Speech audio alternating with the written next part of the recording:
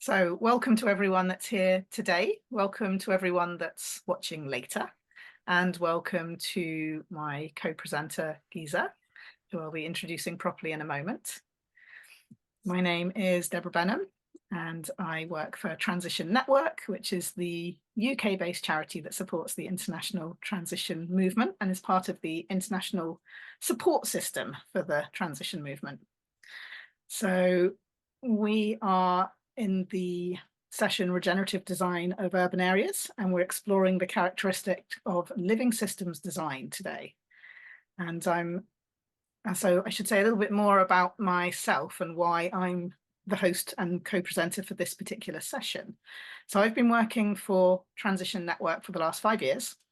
I'm currently the co-lead link, so I share the kind of some of the, I guess you would say, the leadership responsibilities of Transition Network, along with the other co-lead link, Philippa. And one of my other roles is gathering stories and practices of change. And we've got the 2 sessions on that today. The We Hear You story collection sessions, which we had one this morning and there'll be one later. So that's the work that I'm involved with as well. However, apart from all of that, I'm a biologist and a regenerative designer. And I've got a particular interest in how we can learn from and design with and as nature and apply this to our community-led change initiatives. So I'm going to give a short framing to our session, and then I will be doing a bit more of an introduction to Gesa and her project, and then handing over to her to give a presentation about the fantastic work that they've been doing in the city of Bonn in Germany. And then I will share a few examples from my own region about how we've been applying living systems and regenerative design principles here in Dorset. And then there'll be a chance for some questions and discussion between us all as a whole group. So that's the kind of outline of the session. Oh, still got a few people arriving. Let's just pause to welcome Paul. Did he come in? Yes, okay, so Paul's just joining us now. Welcome, Paul. Oh, Paula, sorry, welcome, Paula. So I was just about to start giving a framing to the session, and I've just introduced myself, and it's Deborah Benham from Transition Network. So I'm very excited about today's session because this is a particular passion of mine, these living systems approaches. And many of us recognize that we're at a moment in time where we know that we need to make very profound and quite rapid changes if we're going to address this polycrisis of rapidly increasing climate change, biodiversity and ecosystem loss, and all the increasing polarization and social breakdown and sort of violence that we're seeing around us in the world. And many people now recognize that we can't adequately address these problems from the same mindsets or approaches that created them. But this really begs the question for me, well, where do we get the wisdom from to help us create a more safe, just and thriving future for people and for the wider community of life, for the other species and for the ecosystems and habitats that we depend on and that help create this wonderful planet that we live on? So for several years now, I've been going back to my roots as a biologist and looking to nature, to living systems, for the principles and the practices that can help support more creative and regenerative approaches to solving human and societal problems. So how can we learn from nature to create a better society that also contributes to the living world rather than harming the living world? And what always blows my mind is that life on this planet has 3.8 billion years of experience in solving pretty much any problem that a living being or a living community can face. I mean, that is what life does. It finds ways to support more life. It creates the conditions for life to thrive. We know now from more modern ecology, not the stuff I was taught at university in the 90s, which was very reductionist biology and ecology, but from more modern ecology and biology, we know that life is constantly creating the conditions for life to thrive on this planet. It's a system that is completely interdependent. And living beings and living systems are all contributing in ways and cooperating in ways that allows other living beings and systems to survive and thrive. And we can learn a great deal from that. What's very interesting to me is that biologists have clarified in recent years 26 living systems principles that all living beings follow and which contribute towards creating healthy, thriving communities. 26 principles. And basically, humanity are the only species that are not currently following those principles, although we would have done for hundreds of thousands of years, completely unconsciously. because when we are participating in our ecosystems for our survival, we're sort of automatically following these principles and practices. But now that we don't so obviously depend on our ecosystems, and we have all these other ways of meeting our needs, we've become this kind of illusion of separation.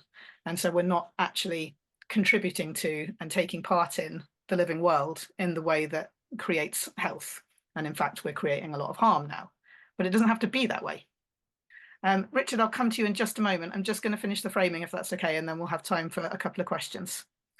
So I was exploring all of these topics outside of transition for a while, and at the same time doing the evaluation for transition, which was a survey that we did a few years ago and some focus groups. And when we came back to that work, what I saw is that many transition groups that were having some success and some impact were already using some of these regenerative design principles, some of them consciously, some of them unconsciously. And this makes a lot of sense because transition originally came from permaculture, which is an expression of living systems design principles. So this has led me to kind of a deep question in transition of, could our movement and other similar projects that are trying to create more resilience and health in our communities, could they be even more successful and transformative if we more consciously worked with living systems design from the outset? So today we'll be exploring regenerative design principles, regenerative because regeneration means to create more health than currently exists, rather than sustaining a kind of unsatisfactory status quo. And regeneration requires us to create systems that repair damage and create health and sustain that over time, all of which ecosystems are very good at doing. So the other thing to say is just that one of the things that's particularly interesting is that living systems principles can be applied at both a social kind of cultural level to inform our group processes and structures, but they can also be used at the kind of infrastructure level, you know, to inform how we do waste or food or transport or water or anything like that. So they can be applied at different levels. So we're going to have a little look at that through some of our case studies. And one really fun example that I would really recommend you have a look at if you want to afterwards is the Biomimicry Institute and Biomimicry 3.8 have a project called Project Positive, where they're working with some of the biggest companies in the world to design factories and data processing centers and other kind of big infrastructure projects that can be very harmful, but they're designing them to behave like a forest or like a wetland. They're actually designing them to have the same level of benefits that a healthy ecosystem would have. So this is a way of shooting straight past net zero to net positive, which is a very interesting kind of target to be setting. So that's kind of a cool example you can look into. Anyway, so our question today is, what if we could design our towns and cities in the same way, finding ways not just to reduce harm and reduce carbon, but instead designing them to repair damage and add benefit to the living world? Yes, I will absolutely put the name of the project in the chat in a moment. So we're going to look at two case studies today, the city of Bonn and the town of Bridport in Dorset, where I live. And both myself and Gesa are researchers and practitioners using transformative and regenerative design principles. We're looking forward to comparing notes and ideas today and having a chat with all of you. So without further ado, I'd like to welcome properly Dr. Gesa Maszkowski. I've probably said that very badly, sorry, who is a researcher, facilitator, and activist combining insights from transformational science with many years' experience as a transition trainer.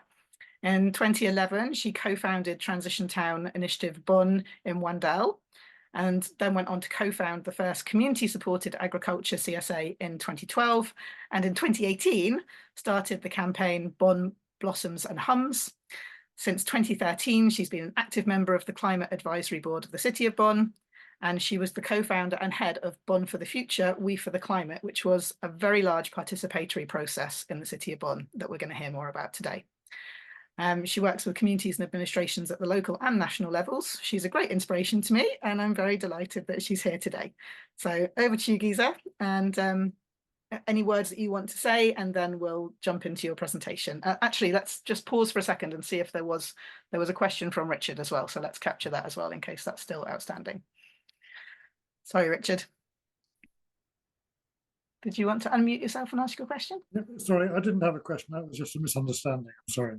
Oh, okay. All right. Yeah. So this one, so for this session is going to be a little bit more presentation-y to start with, a bit more like kind of a podcast where we have a presentation from Gesa, a bit of discussion and a case study from me, and then we'll open it up to general discussion if that's okay.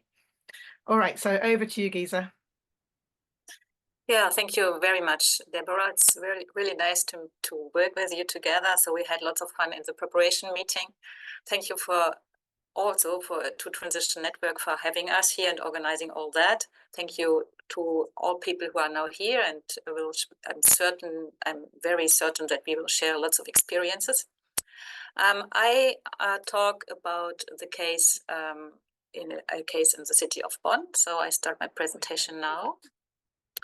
Yeah, wonderful. Really, I'm thrilled to be part of this great day of transition practice, and I would like to tell you a little bit about some practices we applied in a huge or large participatory process, which with more than 300 people who developed a plan, a climate action plan for the city of Bonn.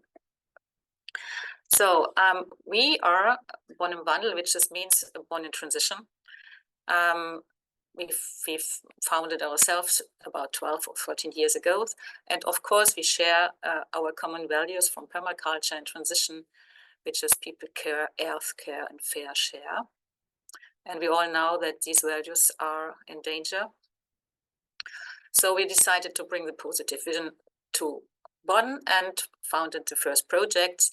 And we also understand ourselves as a network, so we provide services to other organizations with newsletters and calendary everybody can use, and trainings and so on. Okay, and I would like to talk today about some principles we applied in our participatory process. It's about be locally attuned and responsive means for us cultivate and cooperative relationships.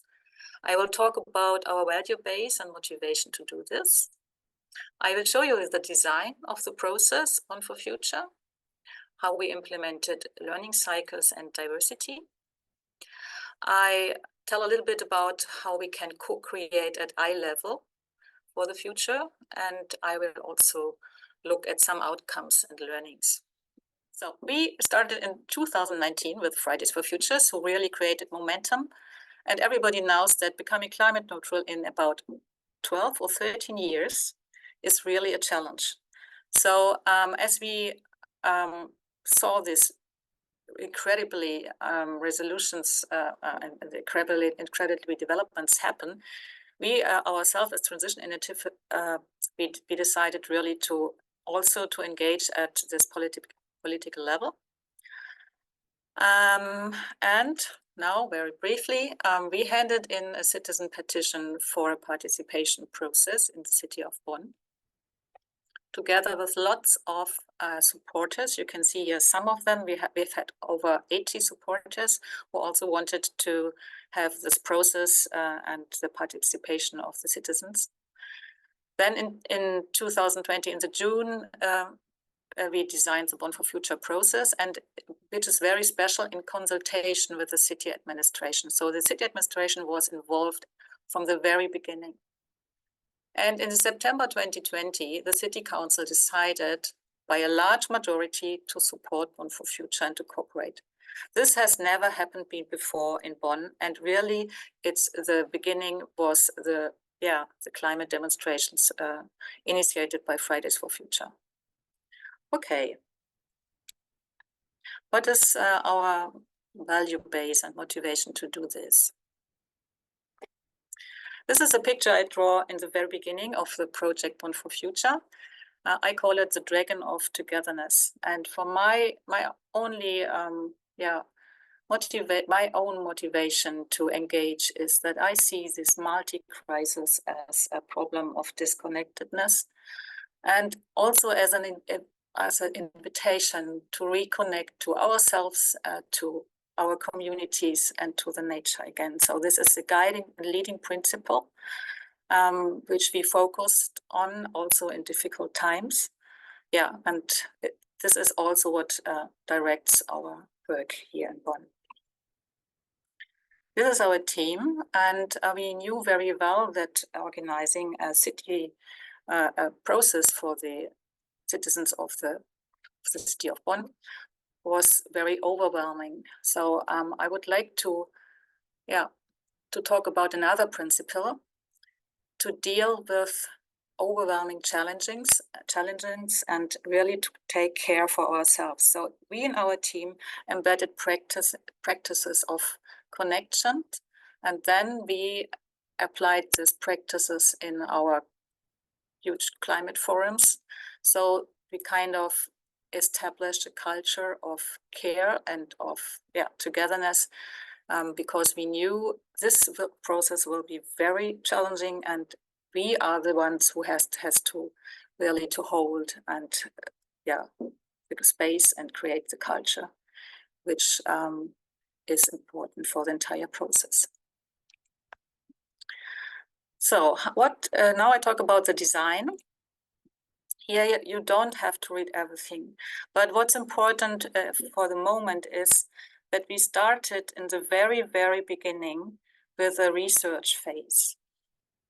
So you can see here in 1919, the field research and the conceptual design needed about half a year.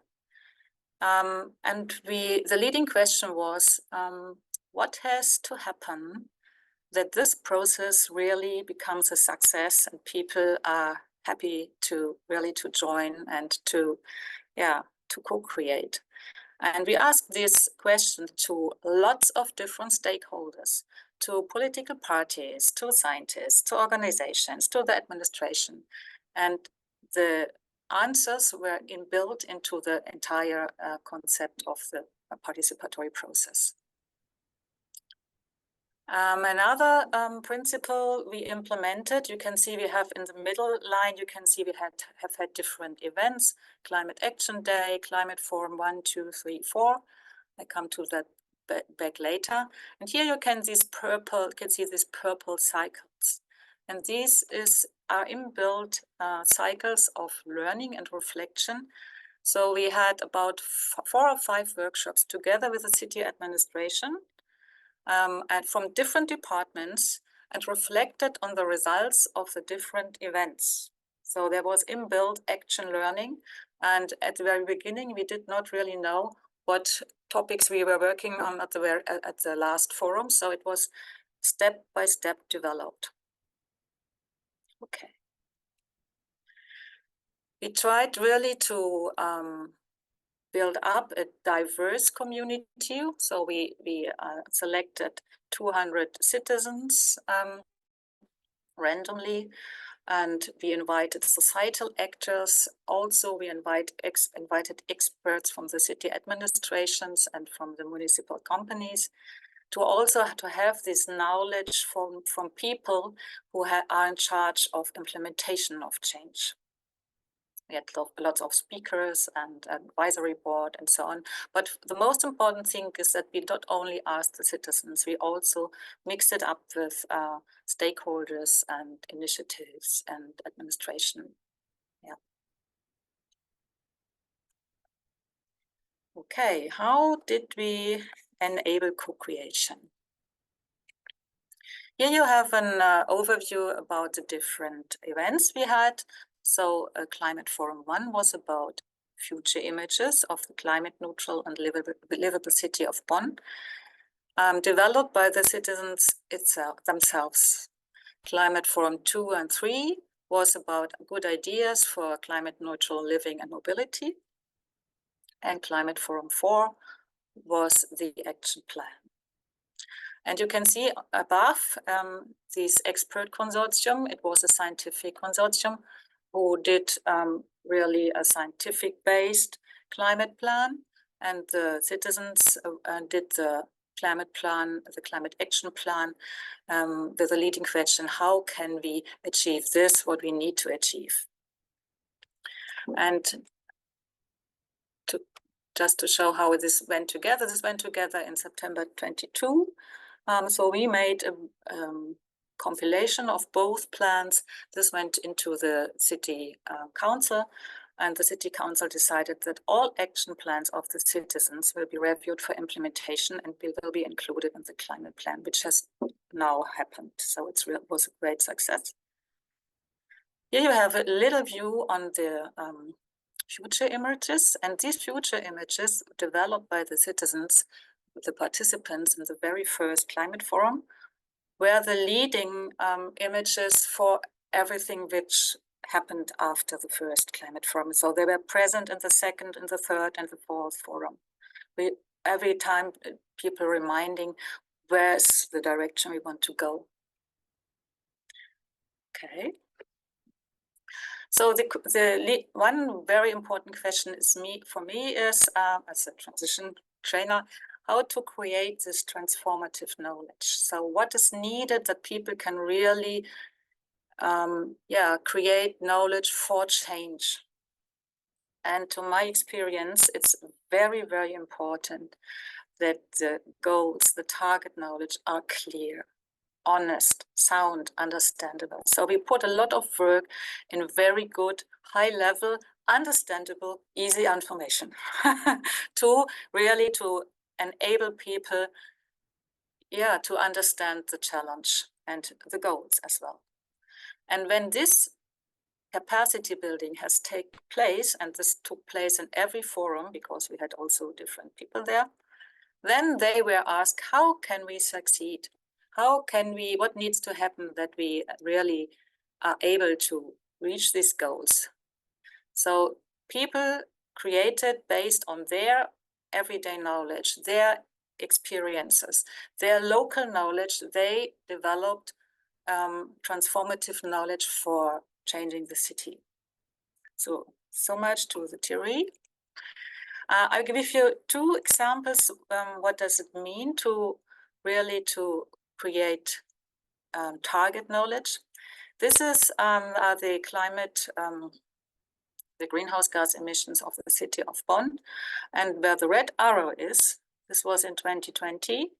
And the decision of the city council meant that we have to become 7 to 10 times faster than before. I think this is very clear, isn't it? And the leading question is, how can we achieve this? I'll give you another example. For example, in the area of housing, we had some expert who made very, very clear that to reach climate neutrality, we need to use 40% less heat. There was another expert who said, well, hydrogen is a good idea, but it's no solution. It will be bought away from the industry and the heavy load traffic. And it's the same as the problem with wood. So, sorry. So this were information people got in before so that they really knew what's now to do, and they developed solutions. For example, for climate neutrality, climate neutral housing. So I can't really show all results, but I would like to give you just a brief overview. So people worked on housing, on mobility, food and agriculture, economy, nature-based solutions, education, and culture change. And when our team analyzed all these wonderful climate action plans, we found out that there were similarities between the plans. There were key changers who appeared nearly in every plan. And we called them game changer, and I now present these game changer. Oh, wait, before I present the game changer. One of the most important experiences for us was these great experiments we did with lots of people. If you explain in a friendly and clear way the challenges, like I explained you before, and then point out which goals we have to achieve. And if you then create this appreciative atmosphere for the co-creation, then most citizens, not all, but most citizens are ready to get involved and want to move things faster. So first lesson learned is we need not more information, but we need this appreciative atmosphere, this clear information and this rooms for co-creation for solutions. we have to multiply this. Now to the game changers. We identified 6 game changers, such as social justice. I present 2 of them. The citizens involved in this process, they said that most people still have no idea what climate change means for their future. So there's a lot of information out there about melting icebergs, but this really, what does it mean to me, for my living and for my housing and my mobility is not really clear. So they recommended learning through nature experience. People first really have to reconnect to nature and experience what does it mean for my life, my neighborhood, my institution, my enterprise. They recommended also change of mindset first, so a participation campaign about how can we create a better quality of life with less consumptions. And please remind, these were not transitioners, so these were randomly selected citizens. They recommended to elaborate a climate plan for everybody, so that's clear who has to do what to make this happen. They recommended to develop positive target images and good role models. I think, that resonates with lots of other recommendations from science and from maybe certainly other cities. They also said they feel overwhelmed with organizing the great transformation on their own. And they recommended transformation managers and climate managers in every neighborhood. So the multiplication of transition trainers, I would interpret this. Transformation centers in every district, future conferences, on for future processes in every neighborhood, and that everybody will be involved. So I come to my conclusions. After this wonderful process, really with lots of great people, we conclude that transformation is a societal learning process, and we need to invest in this learning process. And I'm sure if you continue as we did, we will end up on the scenario too little too late. We need to invest in learning, collaboration, and action. And second, change is best achieved where people live, live, and work in the neighborhood. And this is not you, this already the WHO was publishing this in the Ottawa Charter, but also we tested it in Bonn. And I don't want to stop before I say some systemic things, because I'm also transformation scientist. So I would like to make a little kind of disclaimer. So people also said climate neutral has to be easy and normal. The sustainable choice must become easy. And still we don't pay the real price for destruction of natural resources. So we really have also to look at the rules of the game. How do we produce food and the goods of our daily livings, and who is really paying the true costs? So this is a topic we cannot solve at neighborhood level. And fourth, the disadvantaged need to get a fair share of the profits. So we have lots of companies making profits with common goods, the water, the land, the biodiversity, the atmosphere, the education, and our data. So we really need to, to distribute the gains better than before. This is a recommendation of Earth for All, the new report to the Club of Rome. And I only can support this, because also this misdistribution of power and money and opportunities will need to be changed. Okay, that's it. I thank you very much for the opportunity to present. I hope you could understand my English. And I'm happy to, next discussion, question, whatever. Thank you so much, Gesa. Shall we? Thank you. Exactly. That's what I was about to suggest, that we stop screen sharing so we can see everyone's lovely faces. And we've had a couple more people join us while you were presenting. So welcome to Doris and Andrea and anyone else that arrived during the presentation. There will be a recording available, so you can catch up on that fantastic presentation later on once we release that. So Gesa, I would love to ask you some questions and draw some things out of your presentation, and also maybe give some examples from my local region as well. But first of all, I'd love to, this is part of the Practicing Transition campaign, and today is our day of transition practice. So I'm particularly interested in, what were some of these practices? You alluded to some of them, but if you were going to say, what were some of the practices you felt made a really important difference to the success of your project? Is there anything you'd like to say about that? Yeah, sure. Thank you. So I work with HEs, for example, which means that we use nature as a model to organize our teams and projects. And we implemented a practice in our team meeting. It was always the busy Tuesday, and we had about half an hour to check in. And this check-in consisted of 2 or 3 parts. So we changed roles for the head for check-in. And one part was talking together with 2 people with had not worked together. They should talk to one question how they are, and another question which was prepared. And they had time, very special time for themselves just to listen. So we started with listening time, and everybody had 5 minutes just to talk about an important question. And then we shared this in the group.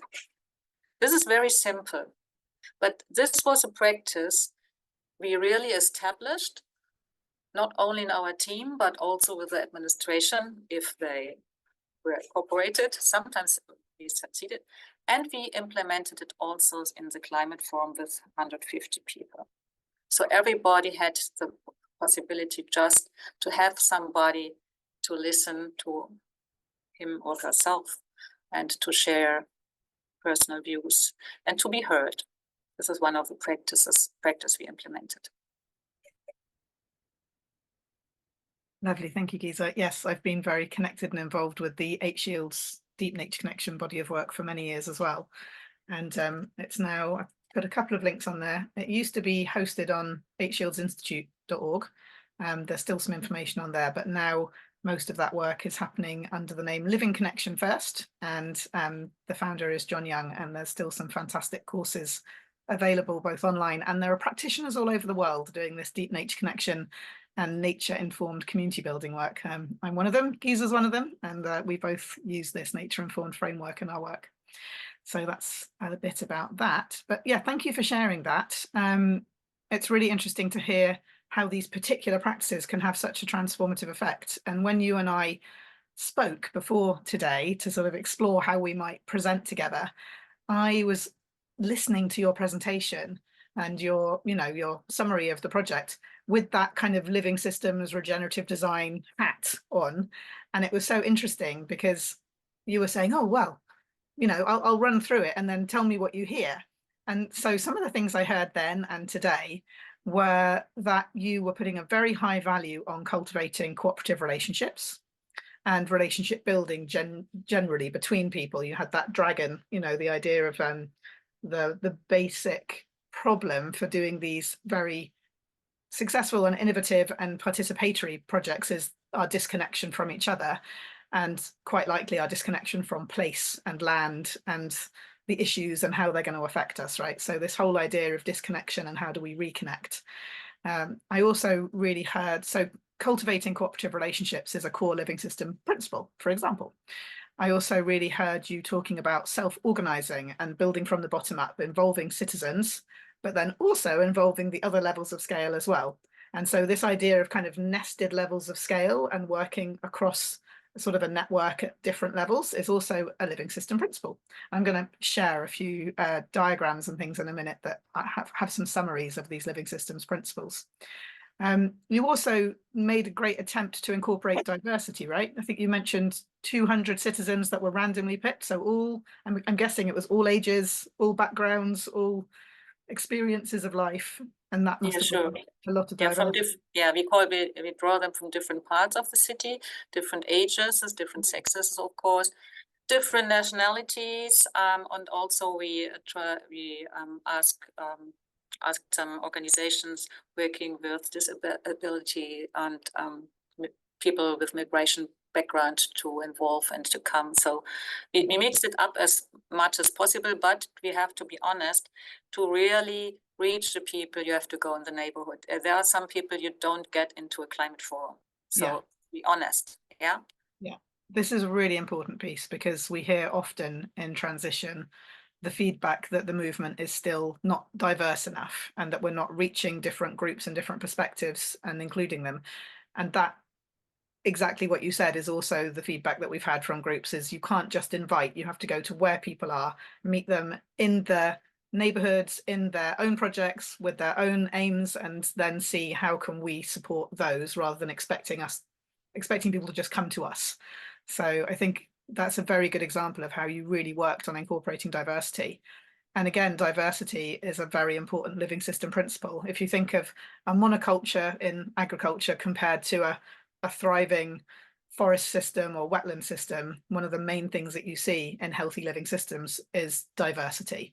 So this is a huge principle that we can apply both at the social level, and actually we can apply it in kind of an infrastructure level too. We want diversity in our towns and cities of people, but also of projects and services and ways to generate energy and food and all this sort of thing. When we don't have diversity, we lack resilience.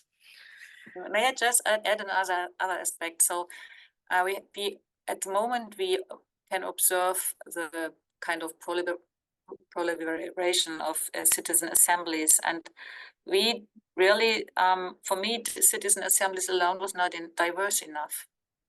So we did not want really just having citizens given some recommendations and then going home. So we wanted really to mix up the enterprises, the administration, the stakeholders, and initiative with citizens. So they still were 2/3 of the participants, but the quality of the recommendations is much higher if you also mix up with the experiences of the others. Great. That's such a nice addition that you both worked with citizens and with, did you say it was like 40 or 50 groups and then up to 80? Yeah, that's a huge amount of diversity that you're bringing into a network. And this whole idea of creating networks and sort of flows of communication and value between the different nodes in a network, that's another critical living systems principle. So I just love it because as I listen to you, I'm like, oh, they were using so many different principles of regenerative design in this project. Another one you talk about is that in your in that lovely slide you showed with the design of the project, you had these circles and these periods of reflection. Tell us a little bit about that kind of, these cyclic processes and how you integrated feedback and all that sort of thing. How did you learn as you went along? So it was a terribly workload because we did not only the climate forum, then we really typed all these results and prepared them for the administration and prepared the workshops. And then we asked, when we had the first future images, it was about 27 future images, the people developed, we had really a workshop with the city administration and reflected on what are the next topics of the next climate forums. So the most important topics. So we counted the contribution. So how much people talked about nature, how much people talked about housing, and so on and so on. So it was really an open process, not the format, but the content was open. And again, after the two forums about mobility and housing, we again sat together with the administration and said, okay, what's interesting here for you? What path we have to follow? Now, what step would be the best one next? So we really reflected both on eye level together how to proceed. Yeah, this is so important. I mean, it's quite hard, I think, for groups to take the time to design a process that allows you time to plan and design and then initiate and deliver something and then pause, reflect, see what you've learned, adapt, and then do that next cycle. Like that takes quite a lot of focus and attention to do all those steps, but it sounds like from what you did, it harvested great results and it allowed you to learn and grow and adapt to what people were saying in the different forums and so on. Yeah, and just, I think, just a very important thing, it's not enough to just produce climate action plans or something.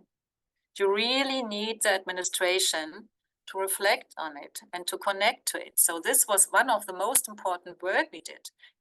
One step was prepare all the information for the citizens, and then when we were ready, we need to prepare every results for the administration and the politicians to really to understand and connect what has happened. So this was the same workload. And Right. but this was really one success factor that the city administration from different departments, I think from 10 different departments, reflected on the 37 climate action plans of the city, the citizens. So, and made green, yellow, red, and only 2 out of 37 climate action plans got a red for we cannot do this. So this is also a It's a success. fantastic level of success. Yeah, really, really inspiring. Okay, so thank you so much for bringing this, and we'll keep exploring it a bit more. We're going to start shifting direction slightly, so we've still got time for other people for questions and discussions. But I want to talk about some of these principles that we're noticing and how they've also been applied in another case study. I'm not going to give a presentation like Gesa did, but I'm just going to talk a little bit about the co-housing where I live in Bridport, which is a nice tangible example of how living systems principles have been applied to a neighborhood. And one of the things that Gesa and I noticed as we were talking before the session is that many of the design principles in her project were applied at the social and cultural level. So they were looking at how do we reconnect as people, how do we build relationships as people, how do we build networks, how do we encourage diversity. So they used a lot of these living system design principles at the social and cultural level. And that's a fantastic way to use them, because let me just share an image here, which I have found very exciting when I found it. Let me see, just pause for a second, share screen. Okay, hopefully you'll be able to see this in a moment. Can you see this big green circle with the principles in it? So this comes from the Biomimicry Institute. And biomimicry is a relatively new field of study, about 30 years old. The founder is Janine Benyus. She's an amazing woman. And it's biologists and designers working together to look at how we can learn from and design with and as nature. And these are the biologists that have come up with these 26 living systems principles, which are shown here.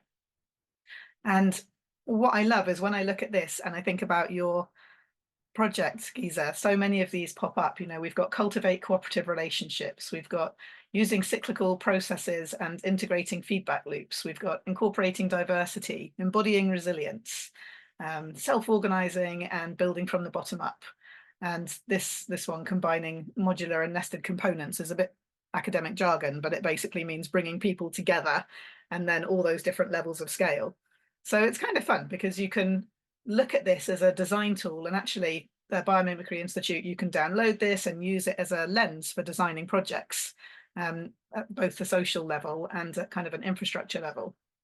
And when I was doing, sorry, I'm looking over here because my other screen's over here with these images. So is that not that one, but this one? Do you see a different slide now? Just give me a wave if you do. Okay. So again, these are essential features of healthy living systems. And again, you start to see many of the similar ones. You know, we have working reciprocally, we have facilitating transformation and communication, having coordination. And so these are some of the kind of fun ways that we can bring these living systems principles in. I want to show you one more thing, because that was the kind of social side of things. Which one is it? This one. Okay. So there's a wonderful academic called Maybrit Zari over in New Zealand, and she's focusing on how we can do these nature-based and nature-informed systemic designs at the city level. So she's really looking at more the infrastructure side of things, and she's developed this ecosystem services analysis, where you look at what are all the benefits that a living system creates and how can we make our towns or cities have the same level of benefit. So it was similar to the Project Positive that I was talking about earlier.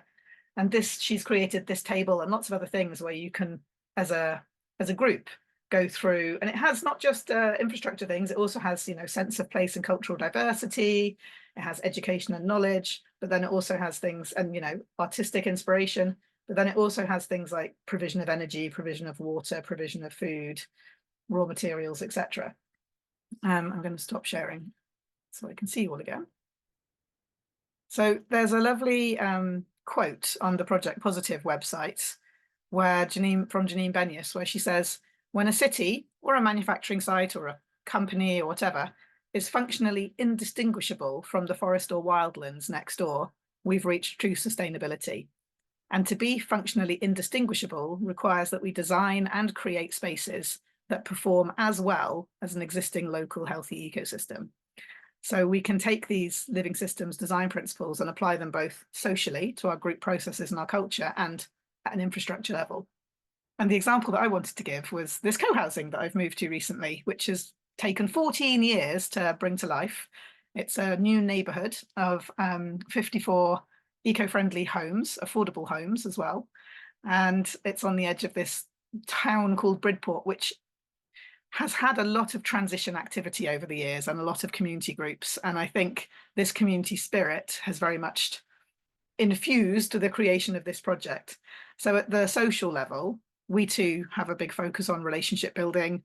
We have this fantastic WhatsApp group where we are constantly talking to each other across the whole neighborhood, 100 people. Can someone lend me a drill? Has someone got some onions? I forgot to go to the shop, or I need someone to help me get a lift to the station or take my kids to school. So we have this network of relationships.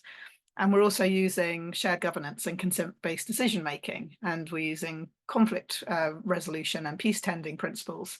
So, and then we're networking with the wider town, right? We have a relationship with the community hospital next door. We have 6 homes for international nurses living here, which also helps increase the diversity of our neighborhood because we have families from Kenya and Kerala and just different parts of the world living here. And we have people with a lot of different abilities living here as well, and ways to support people with different levels of ability. So we're really trying to bring in these relationship building, the diversity, the networking with other local groups in the town as well, and providing education and tours.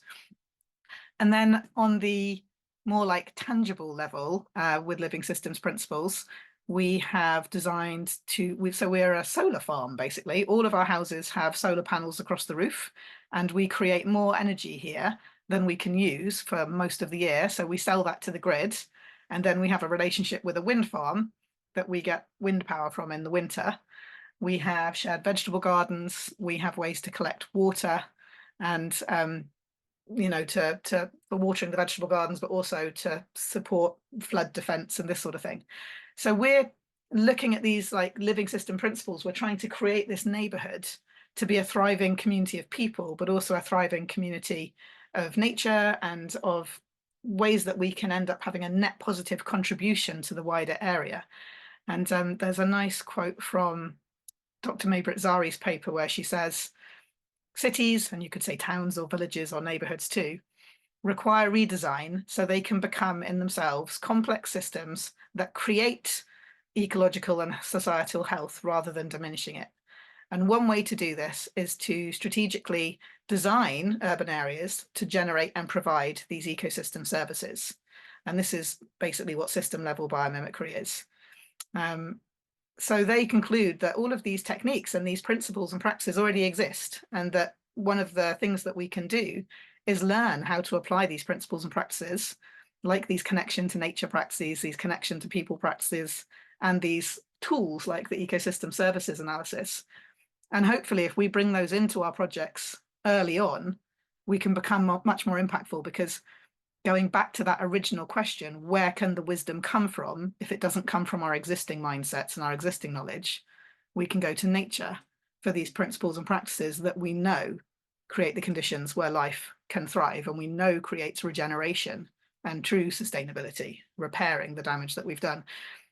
And for me, it really moves me, and I feel so passionate about this because I don't believe that humans are a plague on the planet. I believe that we belong here. This is our home. We're just as important a species as any other, but we've stopped contributing and participating in nature and in the living world in the way that every other species does, which is to help create health. And all we need to do is almost like relearn these natural principles, these natural laws, and follow them. And it gives us a framework for our designs. And I think that's beautiful. So that's why I'm excited about this session today, and why I'm excited to talk to Gesa and excited to share with you. And I would love to hear questions or comments. So if you want to pop your hand up, probably the easiest thing is if you put your hand up in the, the little yellow hand in the reactions, because then I can track who was first and things like that. So if you've got any questions for Gesa or for me, please pop your hand up, or any comments and thoughts about what you've been hearing today. Have we bamboozled you all into silence?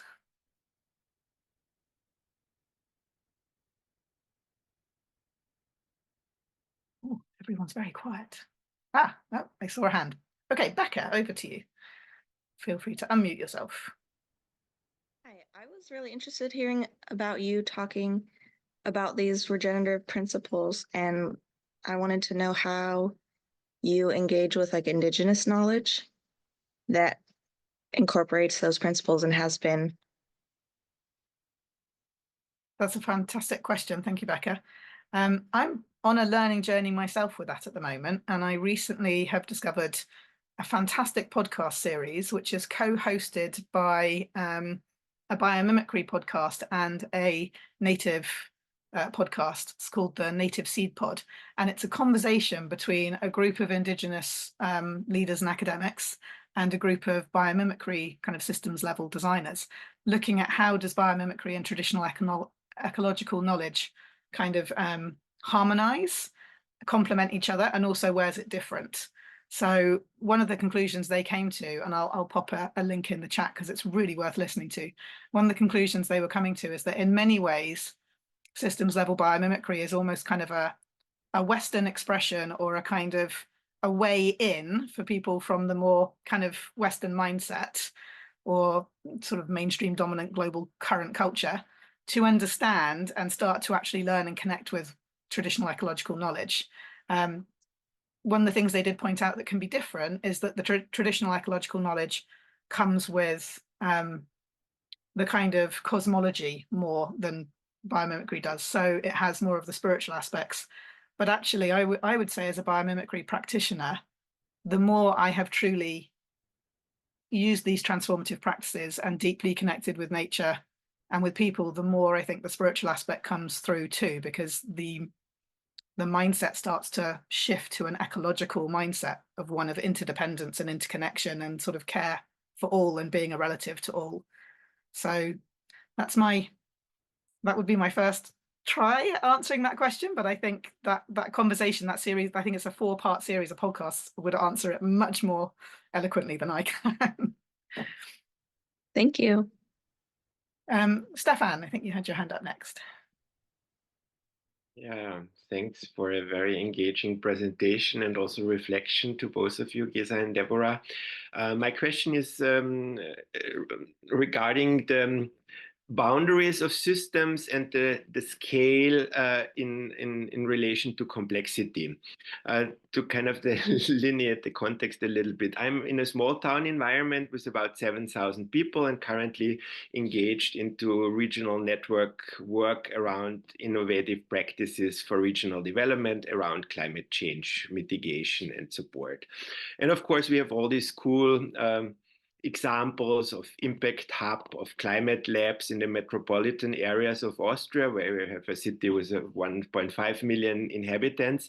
And to transfer some of those living examples into this countryside context is very often a challenge of critical mass. Yeah, how do you get out 20, 25, 30 people that can form a community to propel something forward in an environment where you only have a couple of thousand people that also represent various interests and stakeholder groups?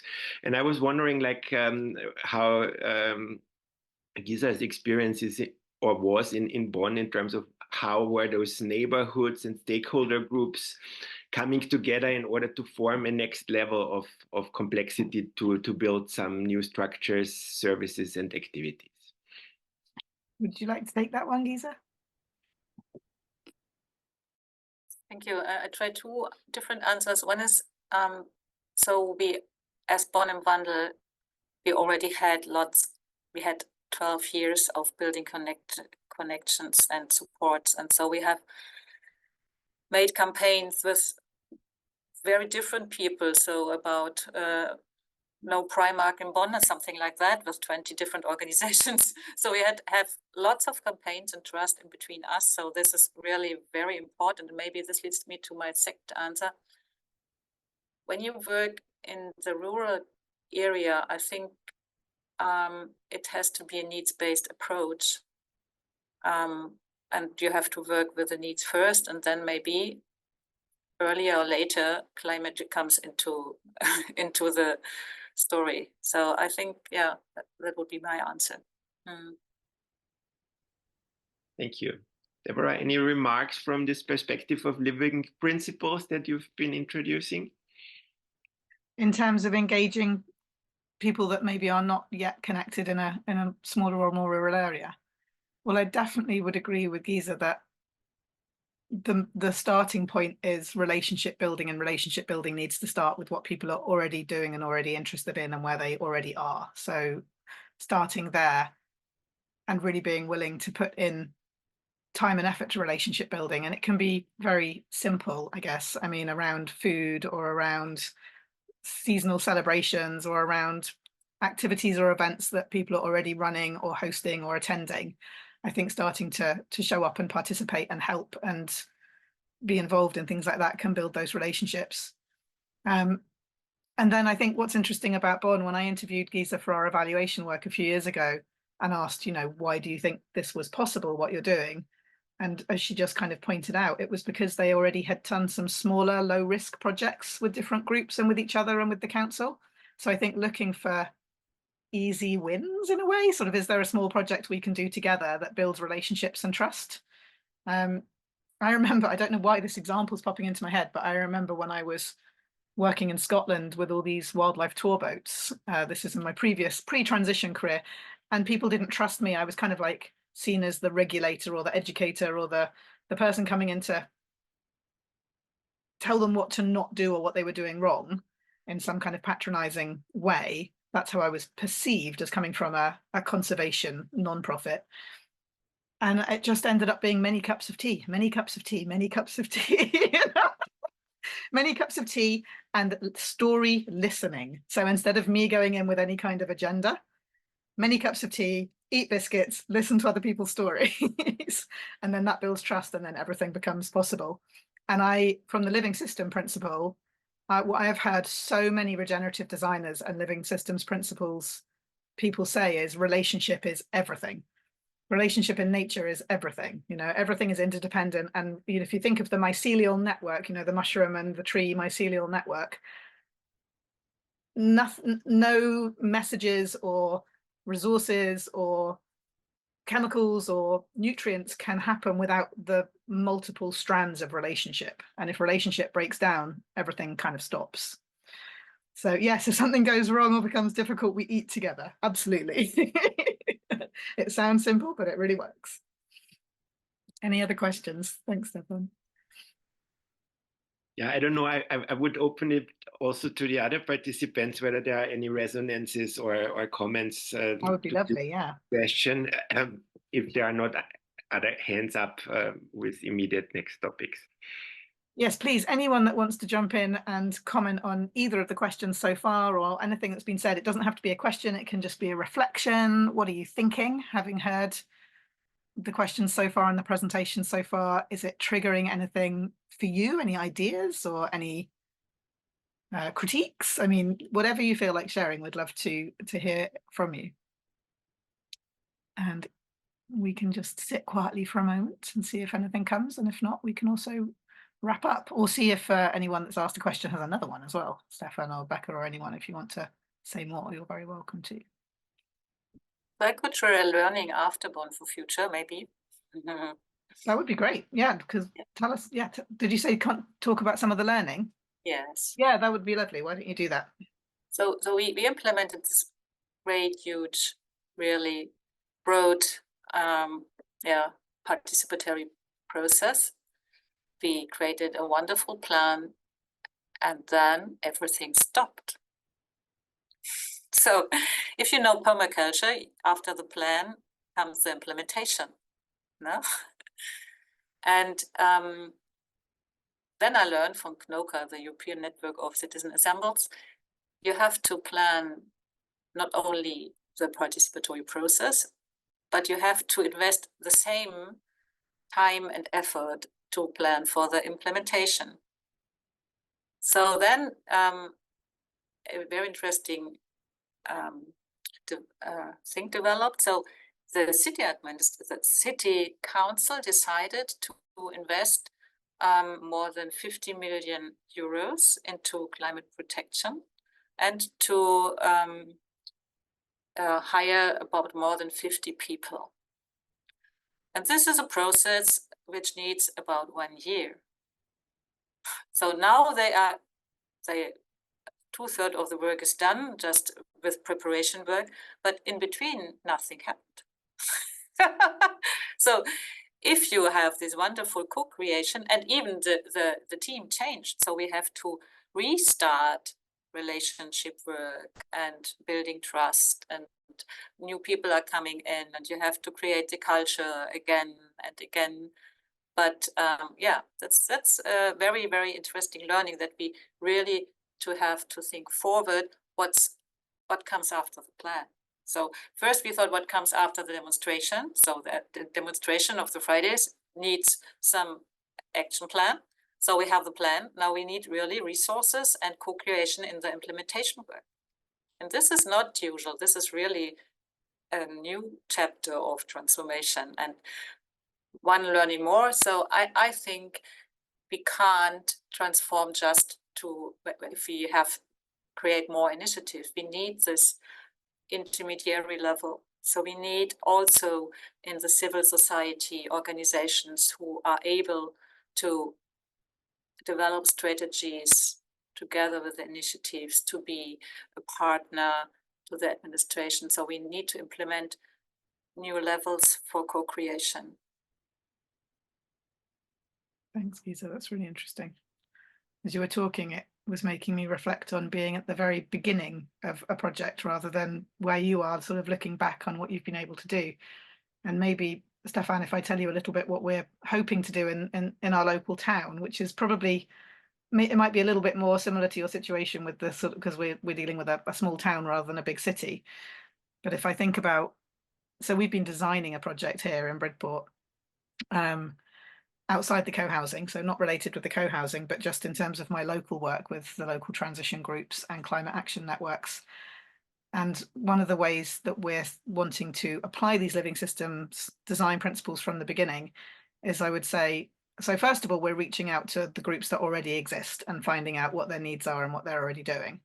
So that's the relationship building part, and we're joining in, right? I say we because it's me and my husband, so we're volunteering, we're going along, we're joining in, we're learning what's already happening. But then we want to actually do some mapping to find out what already exists. So sort of some ecosystem sort of mapping would be another living system principle, which is to make visible what networks already exist and what parts of change or parts of resilience or regeneration already are happening. And then one of the things we can do is start to figure out what the gaps are, what the needs are, what people are looking for. And one of the other things I think that might be needed, you know, you talked about some of the game changers in your project, Gesa, and I have a bit of a hypothesis, but I haven't tested it yet, that a game changer could be actually supporting people to develop more of this ecological literacy around some of these principles. So, and another game changer would be to actually do the connection practices. So there's this huge body of connection practices from Connection First and 8 Shields and other groups and organizations.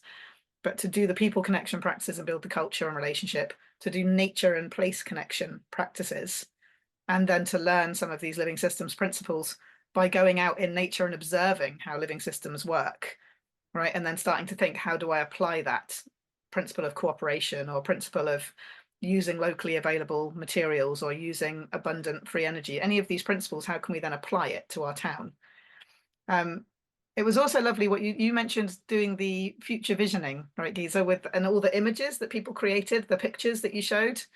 And that's another really transformative practice. And I just wanted to mention, in case people weren't aware of it, there's a session in a couple of hours on transition narratives, and there'll be people there talking about what Rob's going to give a presentation, and then Manda Scott talking about Throughtopias, and Andrew Sage from the Andrewism YouTube channel talking about solar punk.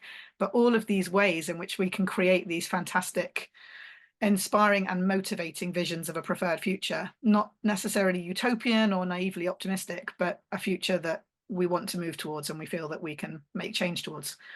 So I don't know, these are just some of the practices that I suspect, and it seems like you've tried to bring into the Bonn project, that can help engage people and start to kind of get some momentum going in a new project. That's what we're going to be trying anyway, is a selection of those practices. I think there's a couple of things coming in at the chat, so let's just see what those are. Just some. Stefan, do you have a contribution as well, because you have experience in the field already, do you?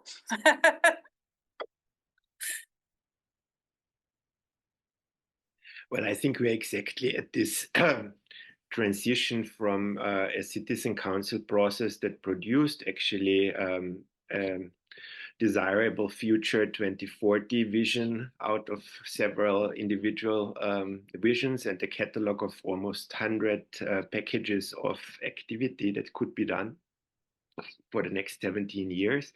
And of course, the stop occurred that you've been hypothesizing, or it appears as if there was a stop in terms of, oh, how can we do that? How could we possibly start discussing that in the city administration or in various political arenas? And do we dare as politicians to give away the power of decision making into some subgroups, even though we had an 100% positive vote on starting the citizen council process? So I can relate a lot to what you said.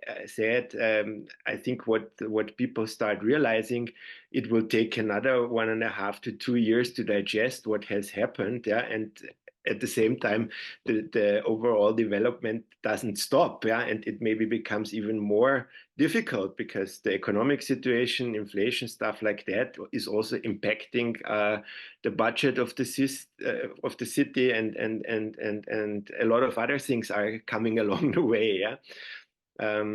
So I can relate a lot to what you said, Deborah, in that regards. In terms of experience, I think what I really resonate with is this connecting to place and nature in the vicinity, in the neighborhood, and kind of experiencing that and learning from that and transferring that to our man-made structures and systems again, and then start conversations around that related to a shared experience. I think that makes a lot of sense and creates a groundedness. So these are some of my reflections of what I heard from both of you. Thank you. Yeah, supported by the recommendations of the citizens of Bonn. This was one of the key changes. Make this experience again. Let us learn and connect. What it mean? So multiply nature experience. And you talked about money, and there was a question about money in the. Yes, Doris asked a question about how did the office and staff and how did the project get funded in Bonn? Yeah, so first, I think I would say we funded it ourselves, because the entire concept we developed pro bono together with 14 other people. So it's I think it was worth about certainly 30,000 euros, the entire development work we did for free. But then it was really worth the effort, because we listened to everybody we could, who had open doors. And the city administration funded about 780,000 euros for 2.5 years. And we have had 5 employees and other persons on fee basis on 2.4 positions. Incredible. That's really fantastic. It makes so much more possible. During that time, we worked, we had to really to document every hour we worked on it. So I know very well that we ourselves, our own organizations, invested about 60,000 euros also into this project in terms of regular paid work. Mm-hmm.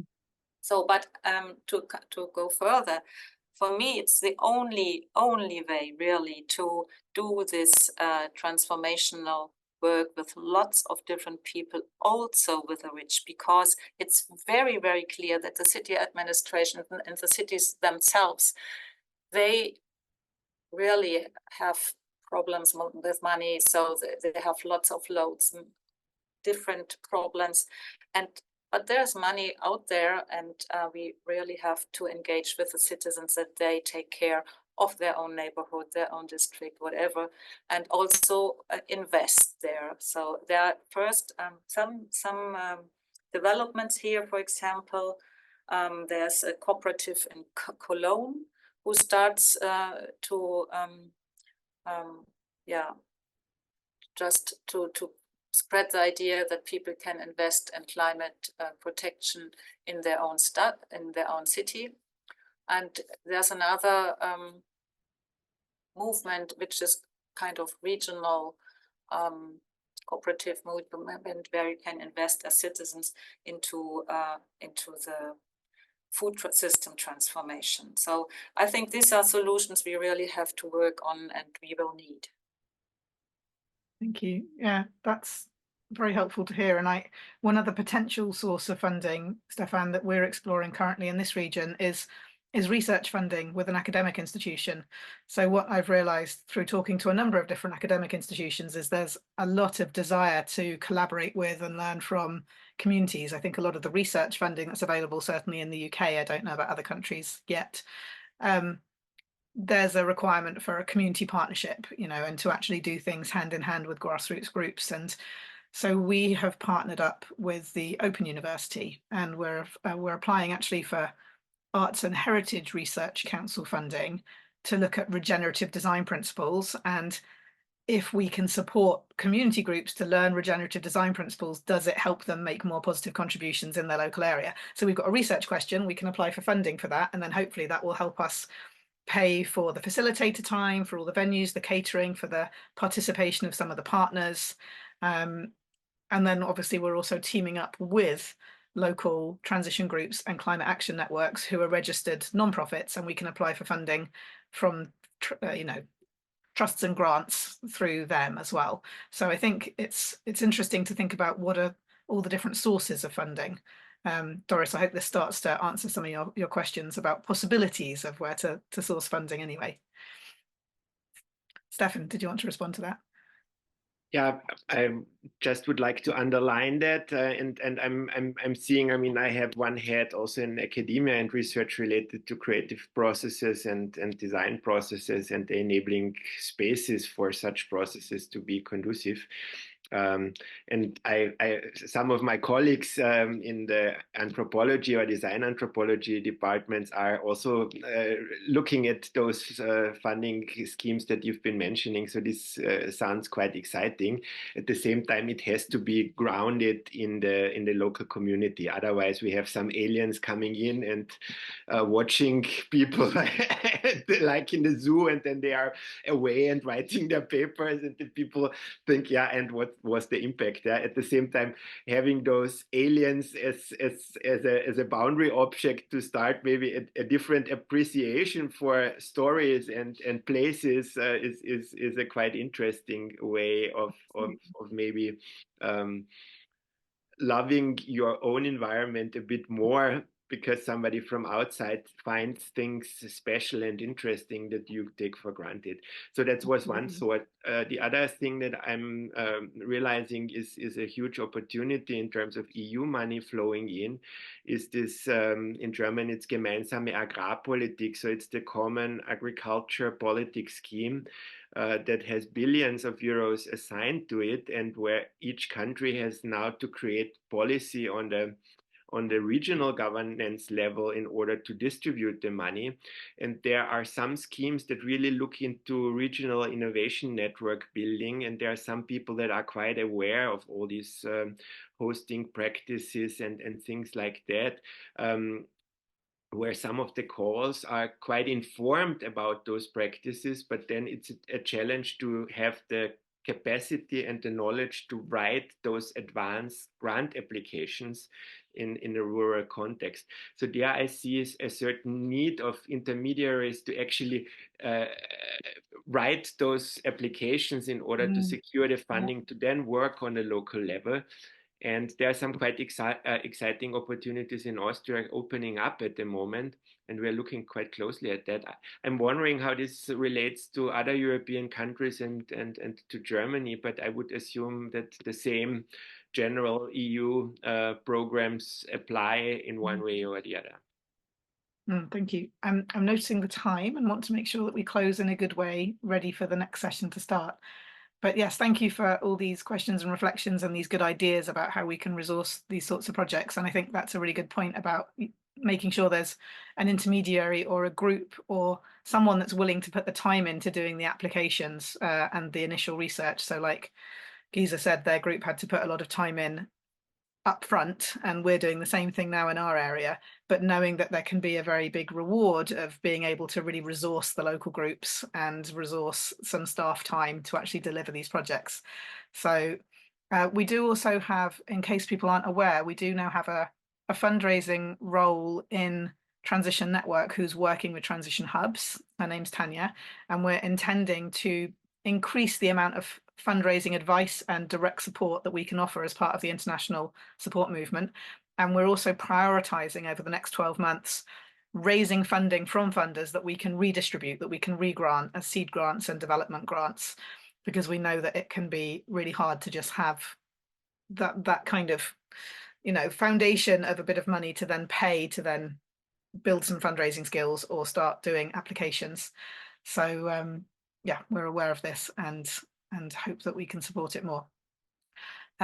Just in the chat, there's lots of fun things happening now, people starting to share links and questions and so on. So Doris is saying you can look for volunteer grant writers on volunteer or job platforms. That's a great tip. Becca's coming back to relationships at everything. Yes, a conclusion that you're coming back to, fantastic. I definitely see it coming up everywhere. So Stefan has shared some resources. Gesa has shared the transition research resource, which has lots of advice about how not to be too much of an alien in a community that you're coming in to do research with, but instead to be helpful and build relationships. And ideally, if it's in your own region, then obviously you already have relationships and a connection to the land and the place. And I have shared my email in case you want to follow up on any of this. And I've also shared a fantastic, very practical little book, and it's got a funny name. It's called Eyesight's Nature Journaling. But what it actually is it's a set of very simple regenerative design, living system principles, activities that you can do outside with people. So it has all these different activities about take a group or a person outside and observe nature with this question, or go outside and do this kind of small activity to help learn about this particular living system principle. It's super practical. I think on this website it's only in dollars, and I'm not sure if you can get it all over the world, but you can look in your own country for the booksellers that you like to use, and you should be able to find it there. It is available from many of the kind of major online booksellers, so you can obviously choose the one that you prefer to use and see if they have it. But there's the link anyway, if you want to try experimenting with some of these connection and living systems principles in your own region. So anything else that we need to share before we wrap up? I'm just scrolling down to the end of the chat here, but I think, yes, I think we managed to cover most of it. So thank you very, very much, all of you that were here today. Thank you so much to Gesa for your presentation and for all the incredible work you've been doing, which has been inspiring me for the last few years now. It's very, yes, I tell the story about Bonn often, and I will continue to do so because I think it's such a wonderful example in the transition movement and something that we can aspire to and learn a lot from.